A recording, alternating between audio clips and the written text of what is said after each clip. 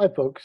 My name is John Oaten, and I'm here to give you a little bit of advice about some simple ways to improve how you look and how you sound when you're doing teleconferencing meeting via Zoom or Google Hangout or something like that, video conferencing. This has become much more common since the pandemic.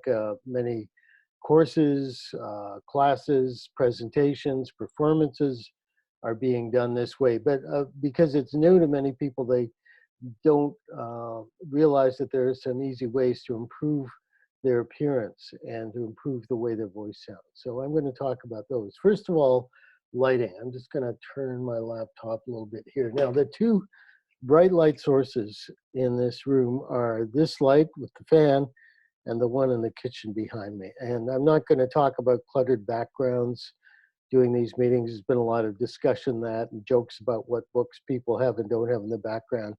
If you can find a way to get a simple background, it will look better, but I wouldn't worry about it too much. But the lighting is important. So right now, because the video camera that's built into the laptop that I'm using, the webcam, has an automatic exposure for lighting. And when there's bright sources of light in it, it's going to average exposure for those, and my face will be relatively darker. I'm still getting a little bit of fill light, by the way, because it's about 10 to 8 in the evening here in Toronto, and there's still a bit of light coming through the window to my left. But basically, the main lights are those two. And this is not a good lighting situation. Often when I'm watching a Zoom presentation, the person will have this kind of setup with the lights behind them, no light in front of them, and you can't see their face very well. It's dark, so you miss some of the subtleties of their expression and so on. So the first thing you can do is improve the lighting. So I have positioned a floor lamp to the left of me, kind of on a diagonal. The main light source should be either in front of you, if that's possible in the setup of your room, or at least beside you. I'm going to turn off the other two overhead lights and then see how much my appearance improves as the camera adjusts for the new lighting.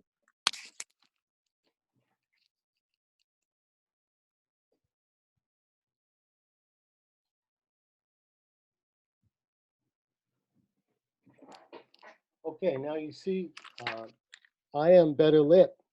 I'm still a little dark on this side, and I could, if I wanted, put a big piece of white paper up there to fill in some light. I'm not going to worry about that. But at least now I'm the brightest thing in the frame because the light is not in the frame. So there's a simple way to improve the lighting. And you might, if you're going to do your first Zoom meeting or you're going to be presenting or performing and you want to make it good, get a free account on Zoom as I did and go in and just play around in a meeting, launch a meeting with yourself as I'm doing, and try various setups with the light and see what works. So there's the first advice. Get the light either beside you or in front of you. Do not have the light behind you because you will go dark.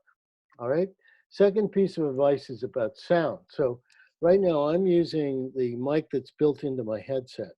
And I would recommend, unless you have a setup that cancels feedback or a program that does that, it's better to have headphones or earbuds for you to listen to than to use your speakers, because often you'll get an echo. As the sound comes out of the speakers, it goes back into your microphone and then it goes through the system and comes out through the speakers again. So you can get a feedback loop on some programs. But with headphones, because the sound is only going into your ears, that doesn't happen.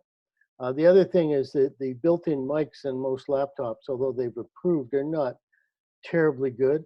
They're calibrated for the response of the human voice. If you're, for example, going to do music or sing in a Zoom presentation, you want a better mic, and you might consider getting a Zoom digital mic or another mic that you can plug into a little, what do you call it, preamplifier box that then goes into the computer so you get better sound quality.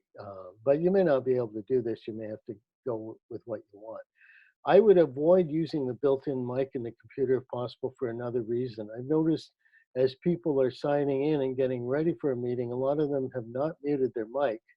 And by the way, if you don't see things like mute, stop video, security participants, chat, share screen down at the bottom, just mouse over the bottom and those things will pop up, and then you have those options to change. So you want to mute your mic until you're ready to talk. But if you don't, and you're using a built-in mic in your computer and you're moving, say, paper around or doing something like that, it's going to sound really loud and it's kind of distracting and hard for other people. So this mic is further away from pens and paper and other stuff that are on the table, and therefore it's going to sound better. And so those are my two pieces of advice. Improve your lighting, use headphones, get a headset with a built-in mic. If you want to improve the resolution of your image, get a webcam. They're not very expensive. You can get them at a computer store for like $20 or $30, and they have higher resolution and may even allow you to zoom and things like that, which your built-in webcam won't do. But right now, this computer of mine, this MacBook, is about 7 years old. The camera's still fine. I get a reasonably high resolution image out of it. Make sure you clean the area over it too. If you got dust or finger smudges or whatever, it's going to affect the image. So there's another simple thing to do. You know, just a paper towel with a tiny bit of water on it, or a lens cleaner, screen cleaner, whatever you got. That might be another way to improve it. And the other thing to do is do a sample like I'm doing. Do this, record it, and then when you're done, the system will save it, and then you can play it back and you can see and hear what worked and didn't work. So good luck. I hope this advice was useful to you, and happy online meetings. Bye.